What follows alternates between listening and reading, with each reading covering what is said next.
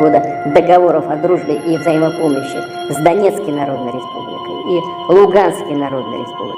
रूस के राष्ट्रपति व्लादिमीर पुतिन ने गुरुवार को यूक्रेन में विशेष सैन्य कार्रवाई का ऐलान किया। पुतिन के ऐलान के बाद ही यूक्रेन के कई शहरों में धमाके सुनाई दिए।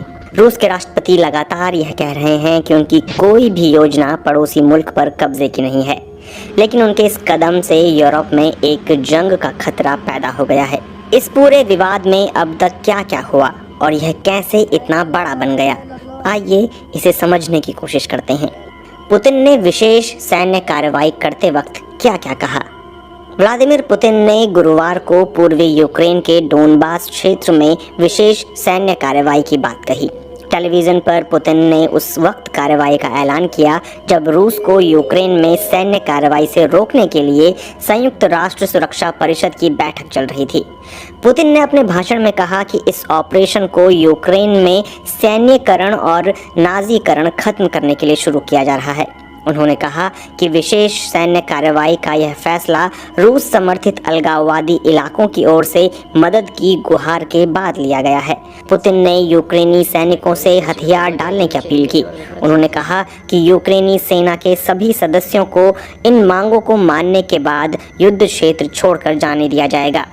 उन्होंने यूक्रेन का समर्थन कर रहे अमेरिका जैसे देशों को चेतावनी भी दी।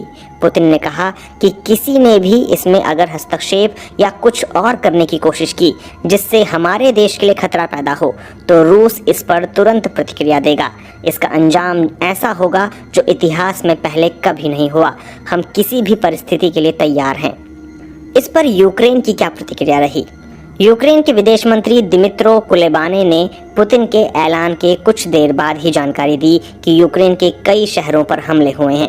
उन्होंने कहा कि पुतिन ने हमला शुरू कर दिया है। यह आक्रामकता वाला युद्ध है। यूक्रेन अपनी रक्षा करेगा और जीतेगा। दुनिया को पुतिन को रोकना होगा। गुरुवार की सुबह ही यूक्रेन ने रूस के साथ राजनयिक रिश्ते खत्म करने का ऐलान किया। पुतिन की घोषणा के थोड़ी देर बाद ही यूक्रेनी राष्ट्रपति वोलोदिमीर ज़ेलेंस्की ने टीवी पर इमोशनल सा एक भाषण दिया। उन्होंने पहले यूक्रेनी में बात करते हुए आगाह किया, रूसी हमले का मतलब है यूरोप महाद्वीप में एक बड़े युद्ध की शुरुआत। अपने भाषण के अगले हिस्से में यूक्रेनी राष्ट्रपति ने रूसी भाषा में पड़ोसी मुल्क की जनता से इस हमले को स्वीकार नहीं करने की अपील की और कहा कि उनसे यूक्रेन को लेकर झूठ कहा जा रहा है। पूर्वी यूरोप में मौजूद बीबीसी रिपोर्टर सारा रेंसफोर्ड के अनुसार ज़ेलेंस्की ने कहा कि वो कहते हैं कि यह आग यूक्रेन के लोगों को आज़ाद कर देगी, लेकिन यूक्रेन के लोग तो आज़ाद ही हैं। ज़ेलेंस्की ने आगे जोर देकर दावा किया कि उनका देश रूस के हमले के लिए तैयार है। उन्होंने चेतावनी भरे लहजे में कहा, हमें किसी युद्ध की ज़रूरत नहीं है, न शीत युद्ध, न ग्रीष्म, न ही हाइब्रिड। लेकिन अगर सैनिक हमला करते हैं तो वे हमारा देश, हमारी आज़ादी, हमारा या हमारे बच्चों की ज़िंदगी छीनना चाहेंगे तो हम अपनी रक्षा करेंगे। अगर वे हम पर हमला करते हैं तो हम उनका सीधा सामना करेंगे, पीठ नहीं दिखाएंगे। रूस ने यूक्रेन पर हमले की क्या वजह बताई? बीते सोमवार को ही पुतिन ने यूक्रेन के 2 अलगाववादी इलाकों को मान्यता देने का ऐलान किया था। इन इलाकों को रूस का पहले से ही समर्थन प्राप्त है। तब जानकारों ने इसे सैन्य कार्रवाई से पहले का कदम माना था। इसके बाद बुधवार को ही रूस समर्थित इन अलगाववादी इलाकों ने पुतिन से सैनिक भेजने की मांग की थी। पुतिन यूक्रेन को लेकर जो तर्क देते हैं उसमें ऐतिहासिक कारणों और सुरक्षा का हवाला दिया जाता है। उन्होंने यहाँ तक कह दिया कि यूक्रेन कभी एक वास्तविक देश था ही नहीं। उन्होंने यूक्रेनी अधिकारियों पर भ्रष्टाचार के आरोप भी लगाए।